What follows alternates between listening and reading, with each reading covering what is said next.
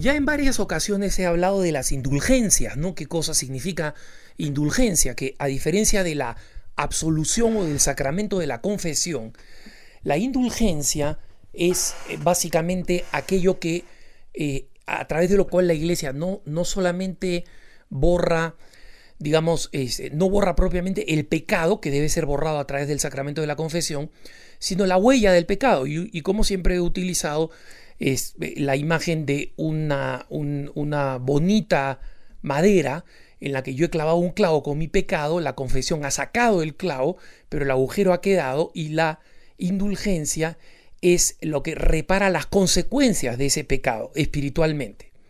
Una persona me escribe utilizando una figura igual de ilustrativa, la felicito, dice, incluso es mucho mejor que mi figura, dice: el pecado es como, yo entiendo que el pecado es como si yo me hiciera un corte a mí mismo. Efectivamente, magnífica ilustración, porque Juan Pablo II, en la reconciliación y penitencia, es decir, la exhortación apostólica sobre la reconciliación y la penitencia, decía que ante todo el pecado es un acto suicida. Es decir, el pecado no es violar la ley de Dios fundamentalmente, es un acto suicida, es un acto contra uno mismo, ¿no? Entonces, qué importante es entender efectivamente eso como tema central, ¿no? En segundo lugar, dice: y entiendo que después de la confesión yo he cerrado la herida, pero ha quedado la cicatriz, y en consecuencia la indulgencia es la que eliminaría la cicatriz. Correcto, muy bien dicho. Pero esta persona pregunta: ¿eso significa que las consecuencias de mi pecado sobre otras personas se quedan borradas? Es decir, si yo, por ejemplo, ofendí a una persona con mi pecado y esa persona quedó herida y dolida, la indulgencia, al borrarme las consecuencias, borra las consecuencias del pecado en el sentido de que esa persona se va a ver aliviada del dolor que yo le produje. La respuesta es no. Y justamente ese es el misterio de la cadena del mal. Por eso es que no es lo mismo confesarse que abstenerse de pecar. Hace poco una persona me consultaba, y lo voy a responder porque fue una pregunta que hicieron a cara, ¿no? Y trato de no mezclar puntos de vista con cara a cara, aunque alguna gente lo sigue los dos, pero que me preguntaba en cara a cara diciendo: mi novio quiere tener relaciones sexuales conmigo y los dos somos católicos, somos de un grupo cristiano, y yo le digo: oye, eso es pecado, y él me dice: no importa, nos confesamos, ¿no?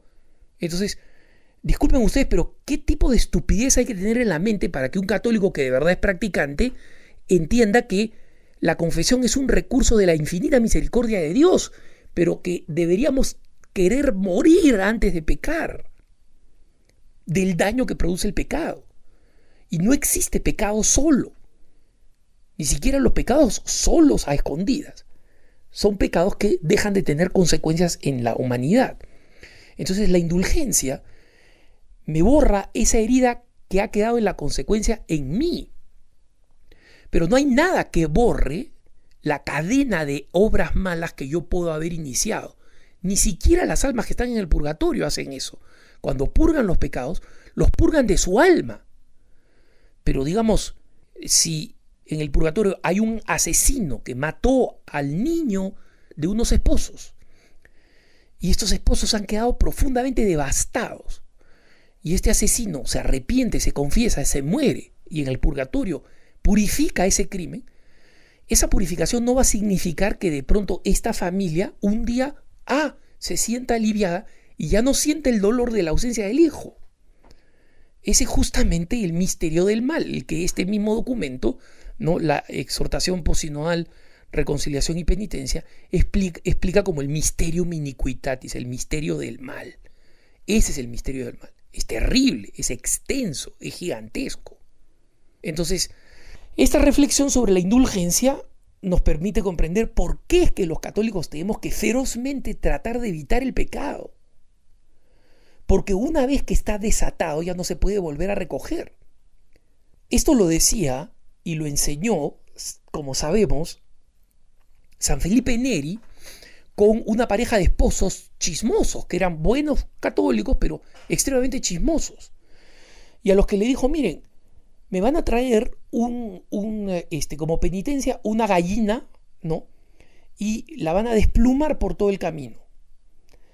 Mientras se vienen para acá, la van desplumando. Una gallina ya sacrificada, ¿no? Van y despluman todo. Entonces le entregan la gallina y le dicen, padre, acá está, pedimos perdón por haber sido chismosos. No, acá no termina la penitencia. Lo que van a hacer ahora es volver el camino, desandar el camino andado y recoger todas las plumas que le han sacado a la gallina. Entonces ellos los miran aturdidos como diciendo, es imposible. O sea, hemos caminado cuadras, hemos tirado las plumas por todos lados, el viento ya se las ha llevado.